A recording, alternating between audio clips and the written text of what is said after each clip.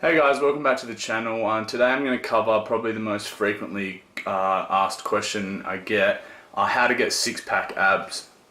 So first I'm just going to have some yogurt with I've got some blueberries mixed in and about 3/4 of a serve of All Bran just to hit some fibre. I have actually had a bacon, egg, cheese, tomato rocket roll, same one that I had in a previous video that I showed you guys.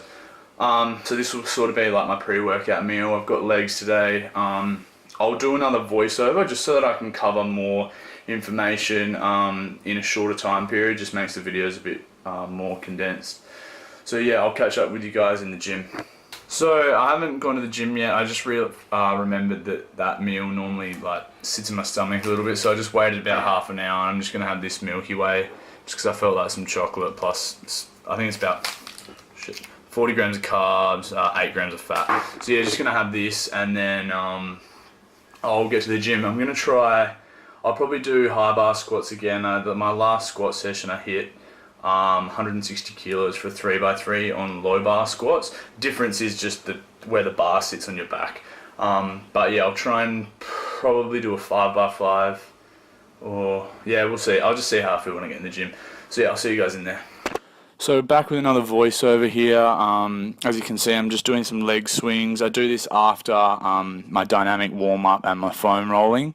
So you've probably seen some of my warm-up before for leg days. It's pretty long, generally just because I'm normally sitting down a lot during the day, so my legs take a bit longer to warm up than my upper body. So back to the topic of the video, you'll just see my warm-up sets here, some more leg swings. Back to the topic of the video, how to get six-pack abs. So the first thing is you need to lower your body fat enough to be able to actually see your abs. That's the main thing that people have an issue with. So all the things to do with fat loss, like reducing your calories, setting up your macros properly, increasing your total daily energy expenditure, or the amount of calories you burn each day. So simply by adding in activity, you'll actually help to shed this layer of fat in front of your abs. The reason people find it such a difficult task to actually get this layer of fat in front of your stomach away is that it's generally the last bit of fat that leaves your body. So you normally will have to get quite lean to actually see your abs really well, especially if you have less muscle mass. That's what I'll get into next. So one thing that can really help is just increasing your overall muscle mass of your body. People, especially girls, have an issue with trying to lift heavier because they get scared they're going to blow up and get massive like a bodybuilder. It takes years to get that size. I mean, I've been training for the better part of 8 years now, and I'm still nowhere near where I want to be in terms of muscle mass. And as you can see, I train quite heavy. So don't be afraid to train heavy. Don't be afraid to put on a bit of muscle. It'll help your overall body composition. And this will actually in turn help you to be able to utilize your nutrients better, because the higher percentage of muscle mass to fat mass you have in your body pardon me, will actually increase your nutrient partitioning, which means you'll utilize all your calories better. They'll more likely go towards building muscle than towards storing fat, the more amount of muscle you have. So as you can see, this all compounds. Just getting into 150 kilos on the squat here. Ended up doing a 3x5. It was pretty tough. I think I lost tightness in a few of the reps here. But yeah, another big thing. See, you might be confused as to why I'm talking about getting six-pack over the top of a leg training video, but generally training your legs will burn the most calories out of any of your other workouts because you're generally moving the most weight. It's the most taxing on your central nervous system. There's a few reasons, but people who skip out on leg day will actually be losing out on a lot of potential calories burnt and also muscle gained. So again, this will also help in getting a better six pack, because the more muscle mass over your entire body, the more surface area you have for your fat, your stored fat to spread out. So over the years, as I've gained more muscle, my abs have actually become more noticeable even when I have a higher body fat percentage, and that's just because I have more overall muscle mass as well.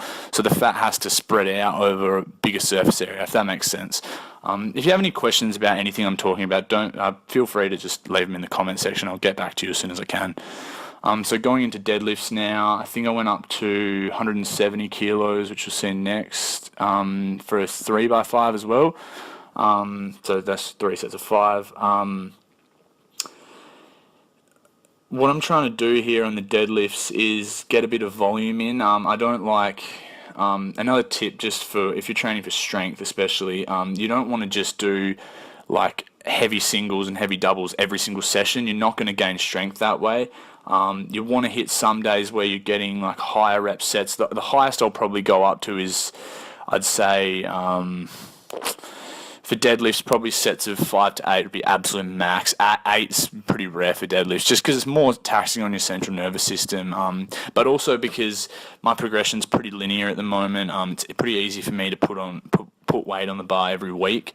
That's one other thing in terms of getting a six-pack. A lot of people have the mistake of trying to get it too quick. These things aren't going to come quickly, especially if you want to maintain it for a long time. Yeah, you can strip a whole lot of body fat really quickly, but the odds of you maintaining that is very, very low.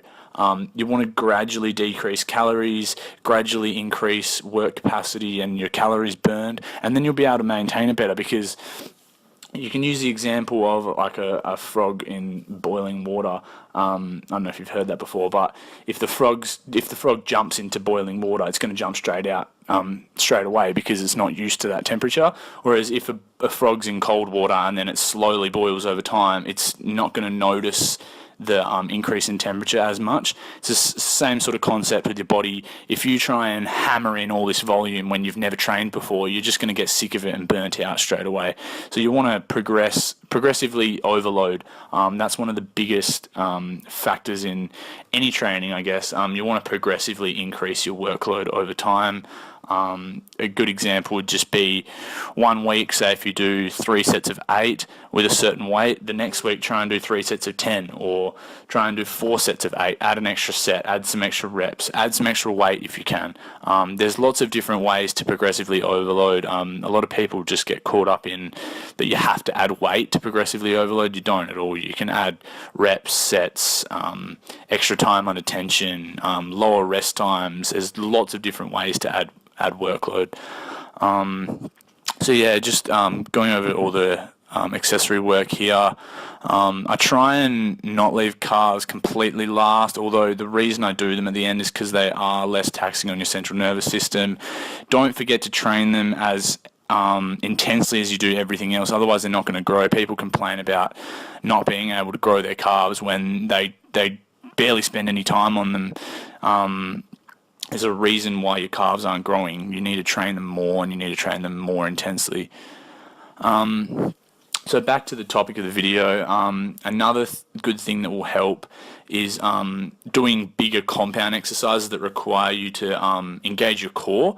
A lot of people focus on doing lots of sit-ups and crunches and oblique crunches and all this shit. You don't need to do that to get abs. A lot of people that have awesome midsection barely even train their abs. I'm not saying not to train your abs. You can have some benefit in this. I mean, when I was younger, I used to do hundreds and hundreds of sit-ups and crunches, and I think that helped develop my midsection a bit better. But at the end of the day, if you have a low body fat percentage, you're going to see your abs no matter how big they are. And when you're choosing exercises to do for your abs or your core, you want to think about if they're actually going to be practical. I see so many people doing these oblique crunches to the side where they're standing with a plate in their hand. That's so unpractical. You're never going to be using your obliques for that.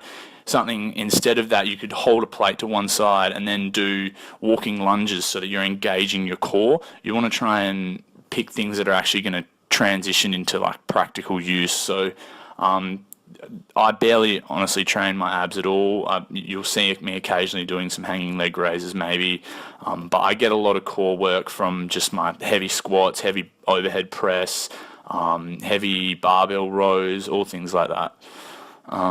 So as you can see here, I'm just finishing off with the seated calf raise. I like to do seated and either standing or on the leg press, just because the seated focuses more on your soleus, whereas when you're extended at the knee, it focuses more on your gastrocnemius, which is the bigger part of your calf. But you need both for good overall calf development. So yeah, that'll end the video here. I hope you guys enjoyed it. Don't forget to subscribe if you haven't already, and don't forget to leave any comments in the any questions in the comments. Sorry, if you have any. I'll develop more on this topic later in another video. But yeah, hope you guys enjoyed, and I'll see you guys next time.